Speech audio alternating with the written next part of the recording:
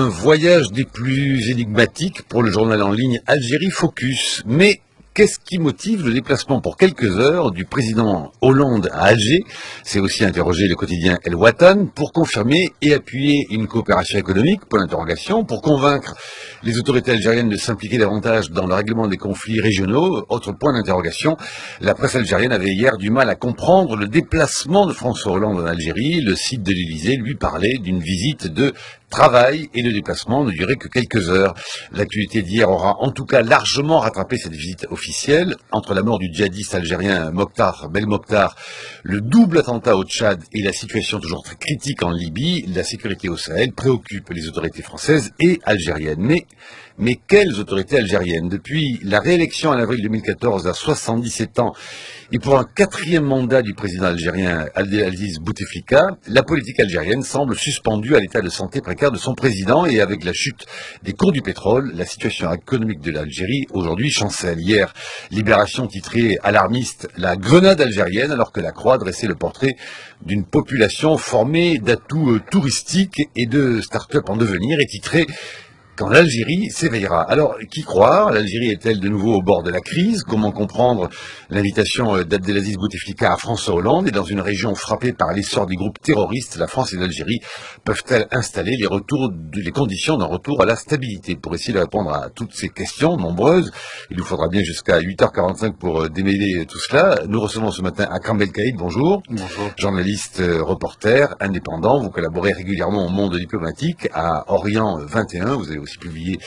quelques livres. Le Être arabe aujourd'hui au Carnet Nord, c'était en 2011, ou Retour en Algérie, des retrouvailles émouvantes avec l'Algérie d'aujourd'hui, c'était aussi chez Carnet Nord en mai 2013. Avec vous, Mohamed Hachemaoui, bonjour. Bonjour. Chercheur associé à l'IREMAM, je le redirai pas tout le temps, Institut français de recherche et d'études sur le monde arabe et musulman, docteur de Sciences Po Paris, auteur aussi de Clientélisme et patronage dans l'Algérie contemporaine chez Cartella IREMAM, publié en 2013. Nous rejoindrons dans un instant aussi au téléphone le chroniqueur et aujourd'hui prix Goncourt, jeune prix Goncourt, le romancier que nous connaissons et chroniqueur Kamel Daoud. Et puis à 8h30, nous rejoindrons aussi l'écrivaine et militante féministe Wassila Tamzali. Ma première question, elle est toute simple. Vous avez perçu comment et qu'est-ce que vous savez, vous, de l'intérêt de cette visite de François Hollande du côté algérien dans la situation que l'on sait? Akram Belkaïd, Mohamed Hachemaoui. Akram Belkaïd. Ce genre de visite n'est jamais neutre. Au-delà des discours officiels, la question qu'on se pose, c'est effectivement pourquoi maintenant, pourquoi cette invitation dans un contexte qui est tout de même un grand contexte d'incertitude, parce que Alger bruisse en permanence de rumeurs concernant la succession de Abdelaziz Bouteflika, concernant qui va lui succéder, est-ce que son frère va lui succéder, et dans ce genre de moment, ne lui succède pas déjà, si j'ose dire. Oui, vous avez raison de faire cette remarque, effectivement, et dans ce théâtre d'ombre, la France a un rôle, en tout cas on lui attribue toujours un rôle. C'est-à-dire, ce qu'il faut comprendre, c'est que le pouvoir algérien est souvent bien plus attentif à ce qu'on pense de lui de l'autre côté de la Méditerranée que ce que pense de lui son propre peuple ou sa propre population. Et cette visite de François Hollande, elle est quelque part, elle renforce d'une certaine manière aussi la position d'Abdelaziz Bouteflika par rapport au reste des clans qui composent le pouvoir. Je rappellerai qu'en décembre 2012, la visite de François Hollande avait permis d'une certaine manière de renforcer l'idée, en tout cas d'ouvrir la voie à un quatrième mandat, une candidature pour un quatrième mandat du président Bouteflika. Donc voilà, on est un peu on n'a pas d'informations fondamentales, on ne sait pas ce que les deux hommes se sont dit, on ne sait pas combien de temps ils se sont parlé, même si officiellement ça a duré 2 heures. Mais voilà, c'est le Parisien aujourd'hui ironise en page 4, Hollande mise encore sur Bouteflika et ainsi l'envoyé spécial Éric Hackman a écrit: après Fidel Castro, 89 ans, Abdelaziz Bouteflika, 78 ans, pour François Hollande, la diplomatie n'est visiblement pas une question d'âge. Et un membre de la délégation officielle souligne que c'est vrai que quand il parle, Abdelaziz Bouteflika, il faut bien tendre l'oreille. Mohamed Hachemaoui. Oui, écoutez, les commentaires convenu sur la dérive monarchique, sur le clanisme, sur les décideurs, etc., passe à côté de l'essentiel de mon point de vue. Il y a une transformation institutionnelle qui s'est opérée à l'intérieur de ce régime depuis ces 25 dernières années. Cette transformation est graduelle et néanmoins profonde, qui a donné naissance à ce que j'ai appelé l'état profond. L'état profond, c'est la transformation de la police politique d'un appareil en un état profond qui, en monopolisant les pouvoirs de décision et d'exécution, en siphonnant les pouvoirs d'exécution et de décision, s'est autonomisé par rapport aux autres pans du système politique algérien. Cette visite consacre... profond, en l'occurrence là. C'est insaisissable, informel, qui enserre à travers ses tentacules l'essentiel des institutions de l'armée, de l'économie, de la société civile, et qui, en siphonnant les pouvoirs de décision et d'exécution, s'est autonomisé. C'est ça la transformation majeure. Et cette transformation, elle est souterraine, elle est indicible. C'est pour ça que continuer à parler d'équilibre de clans de Bouteflika, etc., je veux dire, la maladie de Bouteflika a mis à nu complètement ce récit. C'est pas possible de continuer à parler de Bouteflika en monarque. Ça rajoute à la confusion, et cette confusion est recherchée par les appareils médiatiques et intellectuels de l'état profond. La visite d'Hollande, en l'occurrence, signe, s'il en était encore besoin, le retour à la géopolitique qui a prévalu avant la chute des autocrates Ben Ali et Moubarak. Tout se passe comme si il n'y avait jamais eu de révolte populaire arabe. On retourne avec Sisi et avec les Rafales et avec ce genre de visite aux fondamentaux de la géopolitique d'avant les révoltes populaires arabes. On traite avec des systèmes autoritaires dont le bilan en matière des droits de l'homme est très loin d'être honorable. Au nom de la lutte antiterroriste, ça rappelle un peu les éléments de langage d'avant la chute de Ben Ali et de Moubarak, des éléments de langage qui ont été mis en place au lendemain du 11 septembre. Oui, mais enfin, Bouteflika n'est toujours pas tombé. La longévité de Bouteflika est le meilleur allié, c'est la couverture. Bouteflika 4 et le masque. On a intérêt à le faire durer. Absolument. Bouteflika 4 est le masque derrière lequel se drape la contre-révolution néo-autoritaire, néolibérale, mise en œuvre à pas de charge par l'État profond. Akram El-Kaïd. Oui, alors, je partage qu'à moitié cette analyse. Alors, je nierai pas l'existence effectivement de cet État profond. Hein. C'est puisqu'il faut parler des choses telles qu'elles sont, c'est des appareils de sécurité, c'est le fameux DRS, la sécurité militaire, etc. et tout.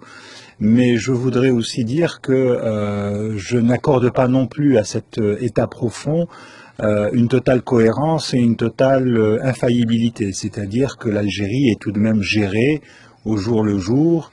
Il y a le contrôle du pays est évident. Le clientélisme fonctionne à plein régime, mais en même temps, les grands enjeux de l'Algérie, qu'ils soient sécuritaires, économiques, sociaux, ne sont absolument pas pris en charge. Et donc on a une espèce de vacance qui est, à mon avis, l'un des faits les plus importants du fonctionnement de ce pays. Et Hollande, effectivement, lorsqu'il va en Algérie, il va en Algérie d'abord parce qu'il a besoin de continuer à pousser le dossier économique.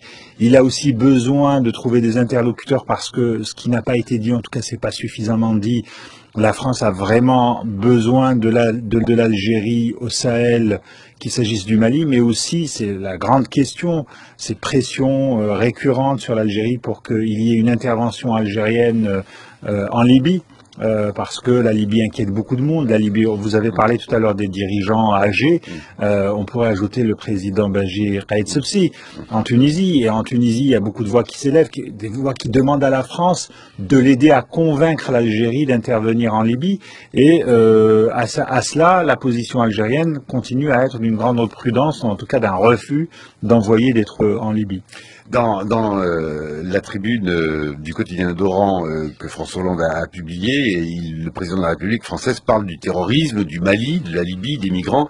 Est-ce que ça n'est pas fondé trop d'espoir sur cette question-là quant à un partenariat franco-algérien, Mohamed Achebaoui? Non, c'est une confirmation de plus à ma thèse, c'est le retour à la géopolitique d'avant la chute des autocrates Ben Ali. Qu'est-ce qu'on disait pour justifier le partenariat d'exception avec nos amis dictateurs, comme on les appelait, Ben Ali, Moubarak, etc. Une longue liste. Hein. La modernité, la lutte contre le salafisme, la Méditerranée et le terrorisme, etc. Bon, il faut faire attention à ce... D'abord, je ne ferai pas la confusion entre régime politique et Algérie. Et il faut faire très attention à ce genre de glissement sémantique, parce que ça sous-entend que le régime algérien est représentatif. Ça sous-entend que les choix diplomatiques, que les choix opérés en géopolitique sont représentatifs, sont le fruit d'un débat, etc. Or, ce régime, et le moins qu'on puisse dire, accuse un déficit de légitimité très important. Et ça, la presse d'Algérie le relate d'ailleurs assez clairement, cela dit. Enfin, non. Quand il s'agit de politique étrangère, pas du tout. Quand il s'agit de politique étrangère, on parle Algérie. On ne dit pas régime. Et d'ailleurs, il y a un unanimisme complet quand il s'agit de commenter la politique étrangère de l'Algérie. Quand il s'agit de dire, voilà, il y a un besoin d'Algérie en Libye, un besoin d'Algérie, ceci et cela, etc. Il y a un unanimisme que toute cette dite presse indépendante reflète le point de vue du DRS. Mais pour le reste, pas vraiment quand même. Écoutez Kamel Abdat, qui est journaliste, jeune génération d'humoristes en Algérie et qui enseigne notamment la littérature à l'université d'Alger. Il a été interrogé par Antoine Beauchamp et il décrit la situation politique et sociale en Algérie. Et pour lui, c'est assez clair, le pouvoir en place mène l'Algérie à la faillite et le pouvoir cherche évidemment du coup des soutiens à l'étranger. Kamel Abdat au micro d'Antoine Beauchamp. Il y a eu des remaniements ministériels improvisés, il y a eu des tensions à l'intérieur de l'ex-parti unique, le FLN, donc vraiment ce qu'on appelle chez nous le clan présidentiel, et on sent qu'il y a des luttes intestines à l'intérieur du pouvoir algérien, donc c'est un peu la situation politique et économique est très tendue, et même sociale, sur le front social, avec la chute du prix du pétrole, il y a une certaine tension palpable, même des régions du pays, notamment du Sahara, du Sud, où il y a eu des révoltes, etc., contre le système en place. Le pouvoir essaie de s'appuyer sur d'autres systèmes. Il a reçu pratiquement tous les présidents africains. Il a reçu beaucoup on va dire, de dictateurs. On ne sait pas pourquoi il reçoit tout ce monde. Chaque semaine, on a la visite d'un président étranger. C'est comme si le système en place essaie de rester là où il est et d'avoir des soutiens internationaux. Et la visite de François Hollande est perçue comme étant un cautionnement et un soutien pour ce système qui est en place, qui est en train de mettre en faillite l'Algérie. Voilà, Kamel Abdat au micro d'Antoine Beauchamp. Nous avons au téléphone en direct depuis Alger Kamel Daoud. Bonjour Kamel Daoud. Kamel Daoud, bonjour. Voilà, la ligne est établie. Je rappelle que vous êtes journaliste au quotidien d'Oran. Vous tenez une chronique depuis de très nombreuses années, Raina Hakoum, que vous êtes aussi l'auteur de plusieurs livres, dont Meursault, contre-enquête chez Actes Sud, qui vous a valu il n'y a pas si longtemps le prix Goncourt du premier roman. Il ne se passe pas un jour, Kamel Daoud, sans que vous n'étriez l'Algérie conduite par Bouteflika et le président Bouteflika lui-même. Qu'avez-vous, on n'a pas encore eu accès tout à l'heure là, qu'avez-vous écrit? Et que pensez-vous de cette visite? Qu'est-ce qu'elle signifie, cette visite de 3 heures du président de la République française en Algérie et cette rencontre avec M. Bouteflika que l'on entend à peine parler?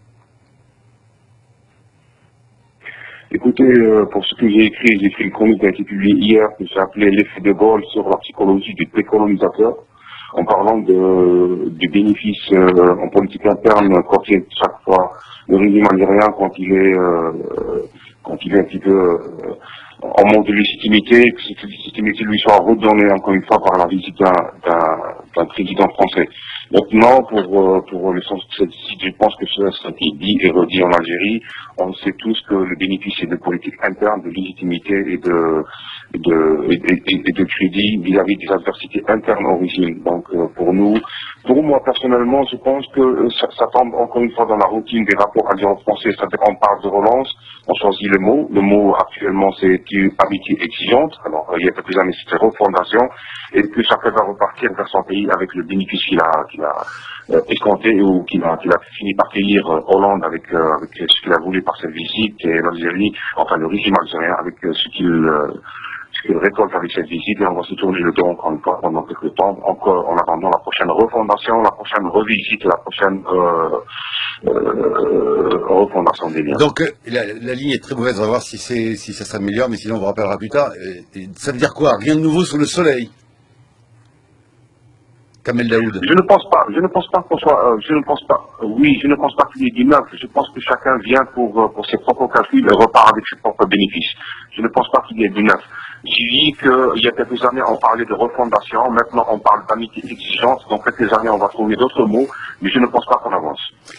La situation d'un président Bouteflika qui est maintenu comme ça, on ne sait pas bien comment, au pouvoir, est-ce que ça vous paraît tenable?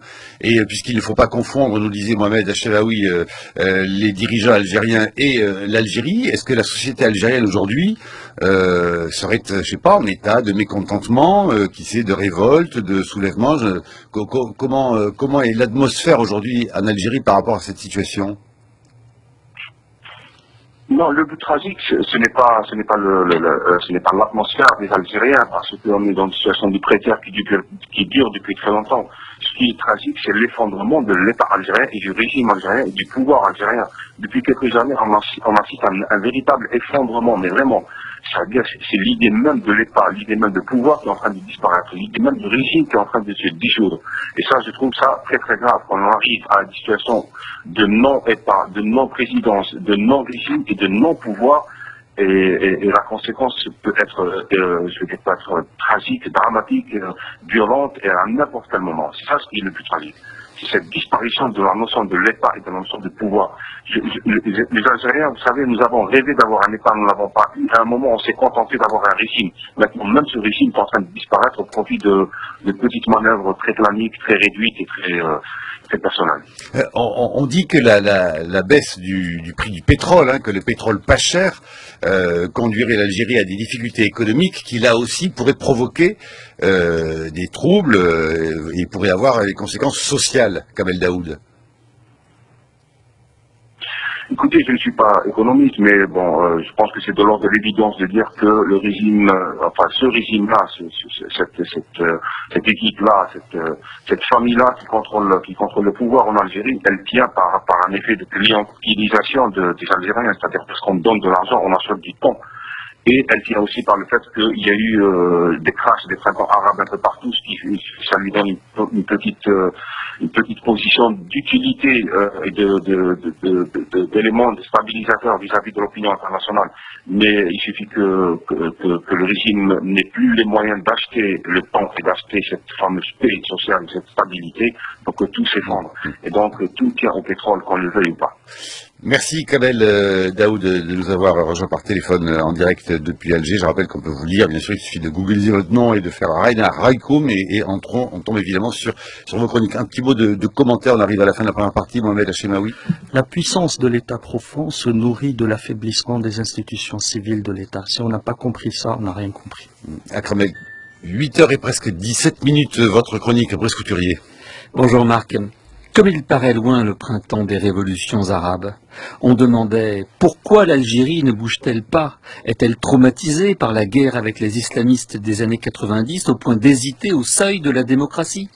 Quand la jeunesse algérienne va-t-elle se révolter contre le système prédateur qui pompe et détourne à son profit les richesses tirées du pétrole et du gaz? Aujourd'hui, l'Algérie, où le président Bouteflika, très affaibli, vient d'entamer à 78 ans son 4e mandat, fait figure de pays stable, doté d'un État puissant, adossé à une armée redoutée. Au point que le président français, après le secrétaire d'État américain, vienne lui demander son aide dans la lutte contre le terrorisme islamiste, tant au sud, du côté du Mali, qu'à l'est, face au chaos libyen où prolifèrent les infiltrations de Daesh.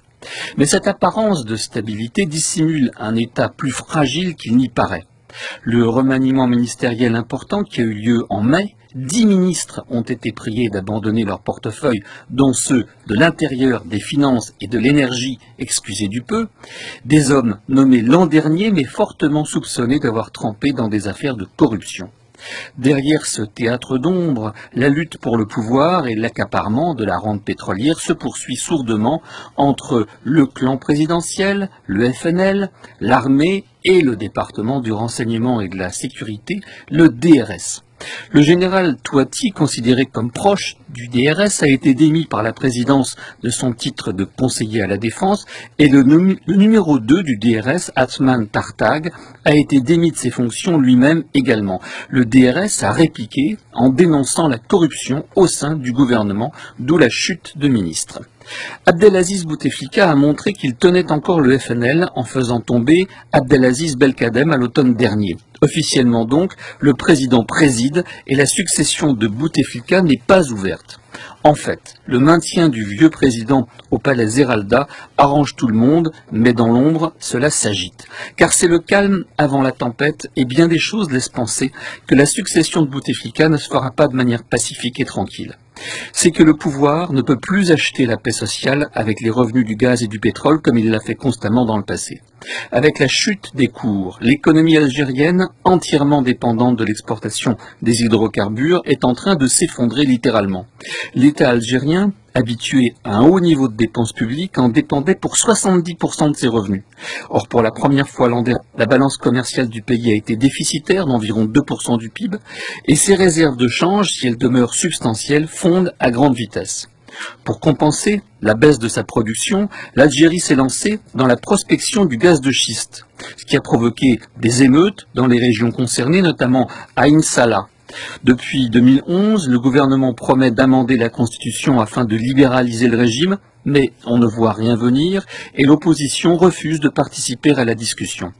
Pendant ce temps, le mécontentement populaire, celui de la jeunesse en particulier, est de plus en plus perceptible. Il pourrait déboucher sur une crise dont nul ne peut prévoir l'issue.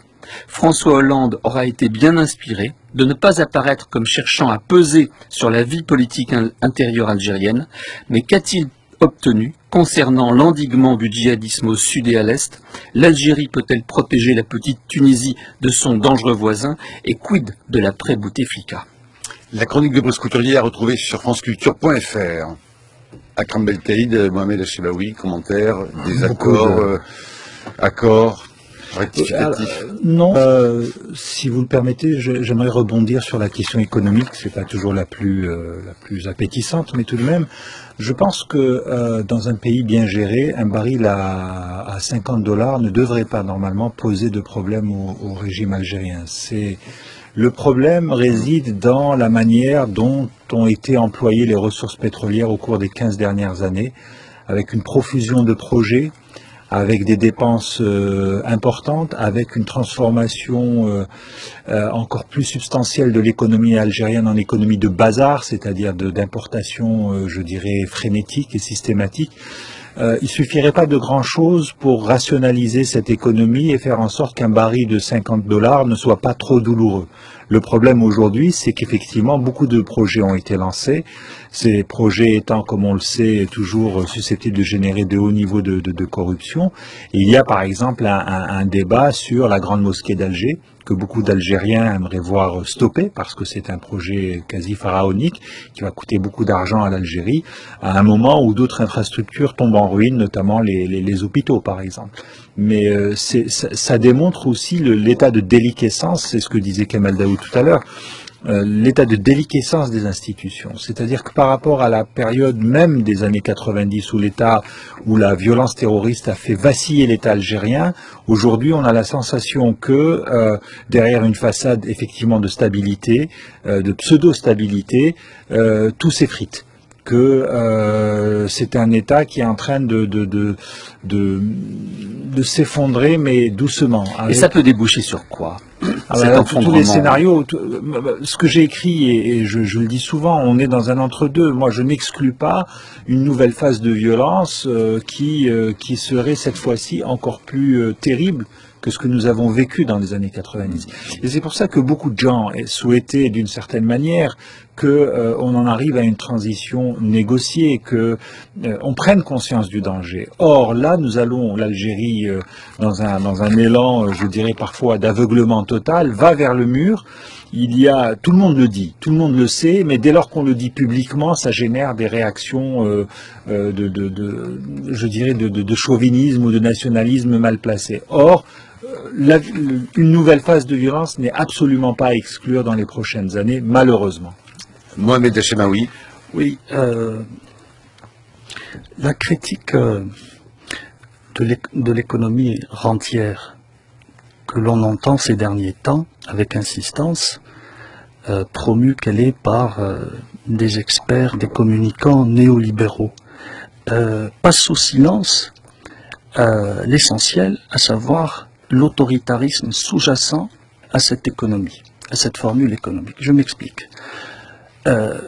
Depuis le contre-choc pétrolier de 85, on parle en Algérie de nécessité de préparer l'après-pétrole. Et ça ne se fait toujours pas. Pourquoi? Parce que le leadership, le régime prétorien qui gouverne l'Algérie est enfermé dans ce que Max Weber appelle une cage de fer. Quelle est cette cage de fer? C'est que l'économie algérienne a été façonnée d'entrée sur la base d'une rationalité politique. Cette rationalité politique est la suivante. Les bénéfices de la rente permettent l'achat de la paix sociale et la reconduction du statu quo autoritaire. Or, d'autre part, la reconduction, le maintien, la résilience, la durabilité des institutions prétoriennes se nourrissent de l'affaiblissement des institutions civiles de l'État. Pourquoi? Pour empêcher l'émergence au sein de l'État de contre-pouvoirs. Justice, fiscalité, institutions de contrôle. Donc l'affaiblissement, le délitement institutionnel de l'État, le délitement des institutions civiles de l'État vient du renforcement de l'institution prétorienne. Donc comment voulez-vous construire une économie productive avec un appareil fiscal très affaibli, avec des institutions de régulation quasi inexistantes et impotentes? Or, dites-vous bien, qu'à l'étranger, on a l'impression que c'est un régime de stabilité. C'est ça le paradoxe. Oui. Ce que vous nous décrivez tous les deux, c'est un régime qui s'effondre de l'intérieur sur lui-même, alors que la France, les États-Unis et tous les autres viennent draguer, flirter avec le régime algérien, parce que par rapport à la Libye toute proche, ça paraît comme un pôle de stabilité. Donc on fait un faux calcul si on vous suit bien. Écoutez, il faut revenir pour comprendre la situation actuelle 25 ans en arrière. Lorsque, au lendemain de la révolte populaire d'octobre 88, le gouvernement des réformes conduit par Mouloud Hamro Shirazi Hidoussi ont opéré des réformes de fond dans l'économie, dans la politique, et qui ont opéré une ouverture politique, une ouverture démocratique. On l'appelait à l'époque, ça paraît aujourd'hui de la préhistoire, le printemps d'Alger. Le peuple aurait mal voté, les prétoriens ont décidé de dissoudre le peuple, pour reprendre Brecht. Le rouleau compresseur prétorien, la survie du régime prétorien, a un coût social, a un coût institutionnel, c'est celui du démantèlement des ressorts de la société. La société a été laminée dans ses ressorts. Les poches de société civile aussi qui est passée par là, elle a fait aussi des dégâts considérables. J'appelle ça... Plus de 100 000 morts quand même. Justement, c'est cette sale guerre qui est je veux dire, la militarisation du conflit est un choix institutionnel, est un choix politique opéré par l'élite prétorienne. Les années Bouteflika ont correspondu à un boom pétrolier. Il y avait une nécessité urgente de renouer avec la machine distributive de la rente au sortir de 10 années de sale guerre. Mais contrairement à ce que disent aujourd'hui les experts et les communicants néolibéraux, les premiers bénéficiaires de la redistribution de la rente sont les acteurs prépondérants du capitalisme de copinage qui a été greffé dans les années 90. Ce sont eux les premiers bénéficiaires de la construction. On le lit beaucoup, ça, déjà. Ce sont eux, non, pas du tout. Dans La Croix, hier, Philippe Chamin, à Paris-Dauphine, écrit l'argent du pétrole a acheté la paix sociale et a détruit le capitalisme. Je parle de capitalisme de copinage. Je parle de capitalisme de copinage. Je ne parle pas de paix sociale. Non. Mais ça va avec. Pour l'instant, il n'y a pas de révolution, ça va avec. Oui. La paix sociale et le capitalisme. Justement, le problème, c'est que ce système atteint ses limites puisqu'il n'y a plus d'argent. On ne parle que de la paix sociale, mais on ne voit pas l'autre versant. J'essaye de vous introduire à l'autre versant. Oui, mais on l'a compris, mais il y a une sorte d'ironie à parler de paix sociale, évidemment, puisqu'on comprend bien qu'il y a une société qui est en paix sociale très artificielle. Si je peux terminer mon idée. Ceux qui tirent bénéfice de ces projets pharaoniques tels que l'autoroute, etc., ce sont les acteurs prépondérants, ceux qui contrôlent les oligopoles. Or, ces acteurs prépondérants aujourd'hui ne peuvent pas s'accommoder d'institutions de régulation fortes, ne peuvent pas s'accommoder d'institutions d'imposition fiscale fortes, car c'est grâce à l'environnement institutionnel du délitement, de l'affaiblissement institutionnel de contrôle que l'on arrive à implémenter, à émerger, à consolider ces oligopoles privés. Est-ce que les affaires que la France, alors les liens économiques que la France entretient avec l'Algérie, selon vous, sont coupables aussi d'entretenir cette situation? On sait par exemple qu'en novembre dernier, il y a une usine Renault qui a été inaugurée à Oran. Le 12 mai dernier, Laurent Fabius a inauguré une usine ouverte par Alstom à Annaba, dans l'est de l'Algérie. On n'en finit pas de vouloir implanter des entreprises françaises. Est-ce que vous pensez qu'il y a une forme de complicité coupable en faisant des affaires avec l'Algérie à l'entretien et au maintien de ce régime et de cet état profond dont vous parlez, Mohamed Hachemaoui? Je n'emploierai pas ce terme parce que je ne suis pas un procureur. En revanche, c'est de la géopolitique. Le gouvernement français défend ses intérêts bien compris. Et c'est pour ça qu'au début de l'émission, je vous ai parlé de retour à la géopolitique d'avant le printemps arabe, d'avant les soulèvements populaires arabes. C'est-à-dire, on fait aujourd'hui ce qu'on avait pris l'habitude de faire avec notre ami Ben Ali, avec notre ami Moubarak, avec notre ami le roi. Voilà. Akram Belkaï, dans un instant, nous aurons au téléphone Wassila Tamzali. Akram Belkaï. Oui, sur les projets que vous venez de citer, c'est peu.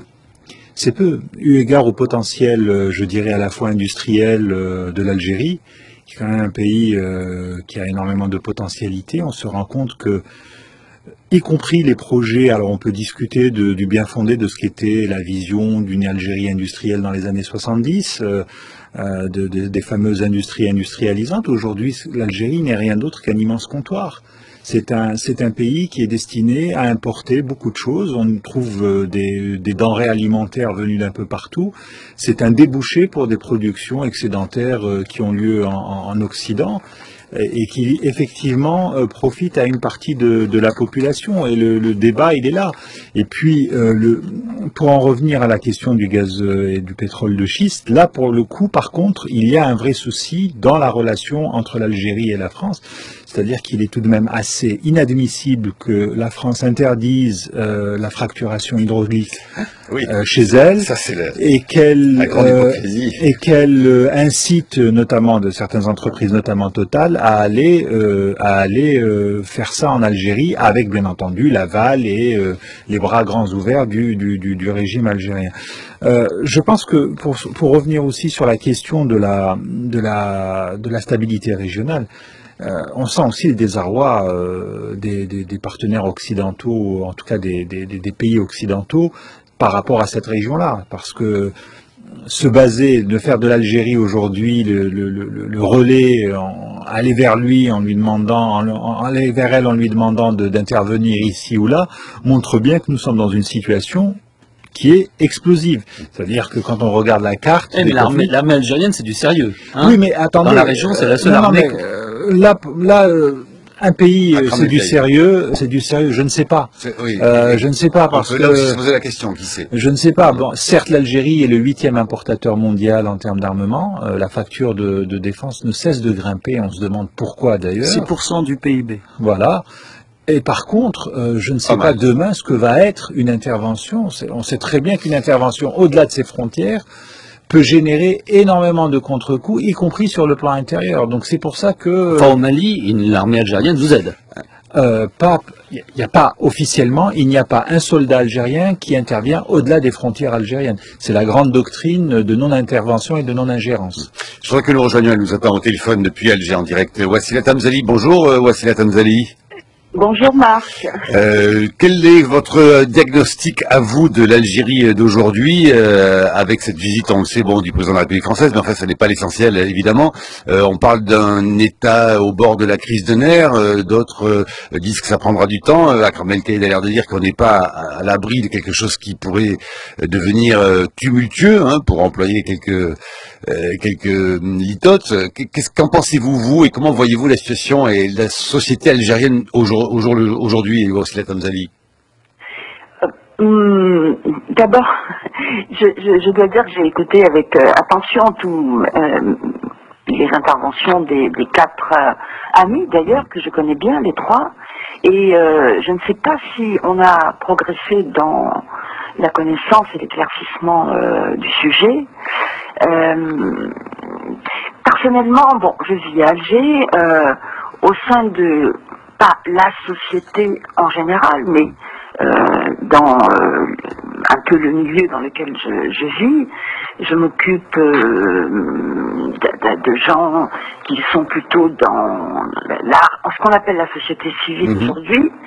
Et c'est évident que en Algérie, depuis très longtemps, pour revenir à ce qu'a dit Bruce sur les révolutions arabes, et depuis toujours et encore de plus en plus fort avec l'approche de Daesh aux frontières tunisiennes, les Algériens ne veulent pas entendre d'un changement brutal. Ça, c'est quelque chose qui est inscrit dans les débats de tous les jours que l'on a ici. Mais le souvenir des années 90 est quand même extrêmement présent. Moi, je me souviens d'avoir eu ces témoignages-là il n'y a pas si longtemps à Alger même, où des Algériens nous disaient, vous nous critiquez parce que soi-disant qu'on ne fait pas de printemps, mais d'abord, on l'a fait il y a bien longtemps, et 2, on l'a quand même payé très cher. Donc on n'est pas prêt à recommencer. Oui, absolument, absolument. Évidemment, je pense que en partie c'est la vérité, en partie, mais que d'une certaine manière, c'est aussi pour justifier à nos propres yeux une forme d'impuissance et une forme d'immobilisme. Je crois que une des grandes conséquences de l'arrêt des élections en 1991, ça a été la désertification politique du pays. C'est cela, si vous voulez, qui me frappe, c'est-à-dire qu'il y a très peu de discussions dans la société civile, politique de fond. Nous avons des discussions sur qui gouverne, un peu toutes les questions qui ont été soulevées dans cette émission ce matin, et personne n'en sait pas plus. J'ai observé avec beaucoup d'attention la photo qui a été publiée sur le site de l'Élysée pendant la visite du président Hollande et avec le président Bouteflika. Il semblait pas si en mauvais état que ça. Il avait l'air très présent dans cette photo et j'étais quand même surprise par cette photo. Donc ça, c'est une question qui est évacuée par tout le monde parce que l'on pense que ce n'est pas lui qui gouverne. Je pense qu'il gouverne l'Algérie, évidemment avec les difficultés que l'on peut imaginer de gouverner un pays si grand tout seul. Je pense que il y a des contre-pouvoirs à l'intérieur du pouvoir. Mais ce que je voulais vous dire, Marc, c'est que le président de la République algérienne reçoit beaucoup de ses homologues, reçoit beaucoup de présidents, et jamais autant que quand il reçoit un président français, on remet en cause certaines questions de fond. Et ça, ça relève plutôt, si vous voulez, du rapport particulier entre la France et l'Algérie que d'une analyse, je dois dire, très froide et rationnelle de la situation. Je pense personnellement que les conditions de vie aux frontières de l'Algérie, que ce soit la Tunisie, que ce soit le Mali, que ce soit le Tchad aujourd'hui, sont assez préoccupantes pour justifier l'arrivée météore du président de la République française pour s'entretenir avec le président Bouteflika. Un entretien qui a duré 2 heures, puisque nous étions à l'ambassade de France hier et que François Hollande est arrivé avec presque 2 heures de retard, et que l'entretien a duré 2 heures. Et cet entretien, ce que nous en a rapporté François Hollande, a porté principalement sur la situation de sécurité liée au terrorisme. Brice Couturier. Oui, attendez, voici là, je voudrais vous poser une question. Vous nous disiez tout à l'heure que vous êtes vraiment en liaison directe avec la société civile algérienne. Or, cette société civile, on nous l'a dit à plusieurs reprises au cours de cette émission, elle a été écrasée par 2 choses. 1, parce qu'elle a été achetée par la rente pétrolière autant qu'il y avait de l'argent. 2, elle a été traumatisée par la guerre civile des années 90 contre le terrorisme islamiste. Aujourd'hui, ces deux problèmes sont évacués. D'une part, parce qu'il n'y a plus assez d'argent pour payer la société civile et acheter son silence. Et 2, parce que le souvenir traumatisant des années de la guerre civile s'éloigne. Est-ce qu'il n'y a pas aujourd'hui, donc, dans la société civile algérienne, quelque chose qui la travaille et qui pourrait permettre de renverser ce régime et de faire émerger quelque chose d'autre? Et qui sait, je rajoute juste, et qui sait chez les femmes, puisque je sais que vous vous intéressez beaucoup, bien sûr, et vous travaillez beaucoup sur la question des femmes, du droit des femmes. Wassila Tamzali, pardon. Oui, oui. Écoutez, d'abord, il faut pas croire qu'il n'y a plus d'argent. Ça va pas s'arrêter immédiatement. Cette société civile, celle que j'ai rencontrée hier soir, par exemple, dans les jardins de l'ambassade, ne semble pas craindre cette éventualité. Cette éventualité de manque d'argent va considérer surtout des populations différentes de ce qu'on a l'habitude d'appeler la société civile. Jusqu'à maintenant, on a trouvé de l'argent pour donner aux jeunes désœuvrés, en partie, etc. Concernant cette société civile, comme vous dites, qui a pu se développer plus ou moins bien sous un système de capitalisme sauvage, parce qu'on est dans un capitalisme sauvage, cette société, il faut savoir qu'elle a au-dessus d'elle ce que les féministes ont appelé, pour parler de la condition des femmes, ce qu'on appelle un plafond de verre. Un plafond de verre. C'est-à-dire que les entrepreneurs algériens qui sont indépendants du régime et qui ont marqué leur indépendance, ou en tout cas qui n'ont pas marqué leur allégeance au régime, sont maintenus dans une sous-catégorie économique.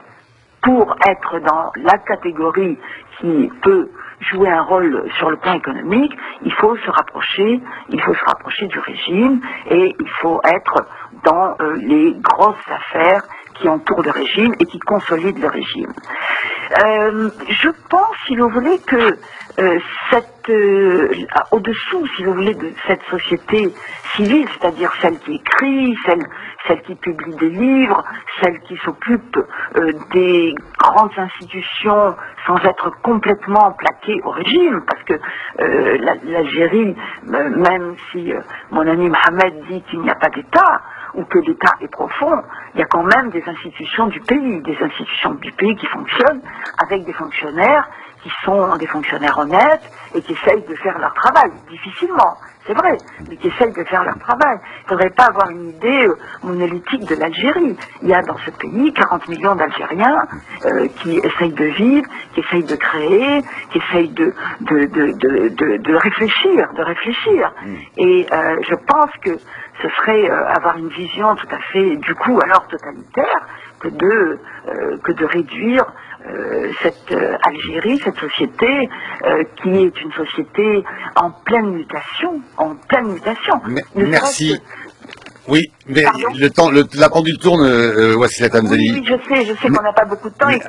Si, on a eu déjà une demi-heure. Merci à vous. Je vais laisser un petit mot de conclusion aussi pour faire prendre la parole à Akram Belkaïd et à Mohamed Chaoui, mais je vous demanderai d'être court parce que nous sommes au terme de l'émission. Akram Belkaïd. Pas de sortie de crise sans une vraie réflexion sur l'avenir de l'Algérie et sur l'organisation d'une transition pacifique. Sinon, on va au-devant du pire. Crise majeure au bord d'une crise majeure, disait Libération hier. Mohamed Chaoui. Très vite, écoutez, l'État profond qui monopolise l'ingénierie politique dans ce régime a tiré des enseignements stratégiques des soulèvements populaires arabes. Le premier enseignement stratégique de ces soulèvements populaires arabes, qui sont stigmatisés par les intellectuels organiques du régime, c'est la figure du Raïs cristallise le rejet de l'autoritarisme et de la corruption. D'où la reconduction de Bouteflika, 4 omnipotent. Deuxième enseignement stratégique, la promotion d'une vraie fausse société civile, celle qui est invitée dans les jardins des chancelleries occidentales. Oui, non, mais ça c'est facile, d'accord. Non, c'est pas facile. Oui, c'est facile. Il faut tout le monde. Oui, bien sûr. Moi qui ai vécu la sale guerre et moi qui ai fait des enquêtes de terrain à Adrar, à Tébessa, un peu partout en Algérie, je peux vous dire qu'il y a un divorce, un abîme entre les acteurs autoproclamés de la société civile et la société réelle. Mais ça, c'est pas spécial à l'Algérie, hein, c'est spécial on le voit en Tunisie, on le voit en France. Enfin, un peu moins en Tunisie maintenant. C'est un peu moins. C'est ce que j'appelle, un petit peu moins. C'est ce que j'appelle une contre-révolution néo-autoritaire et néolibérale. Elle procède par dépolitisation. On dépolitise la question du développement, on dépolitise le conflit, on dépolitise les intérêts. Et ça finit comment? Mal. Ah oui. Mal parce que la société, je donne quand même je vous fais remarquer quand même quelque chose qui invite à relativiser la prétendue représentativité de cette société civile. Avez-vous vu en Algérie un seul conflit social organisé, encadré par la société civile, par les acteurs politiques dits d'opposition? Le système politique se nourrit de cette prétendue société civile et de cette prétendue classe politique, de cette prétendue opposition. L'opposition et la dite société civile font partie, se confondent avec le système dès lors qu'ils ont pris part aux institutions autoritaires qui sont les élections sur la démocratie, la tripartite, le Parlement, etc.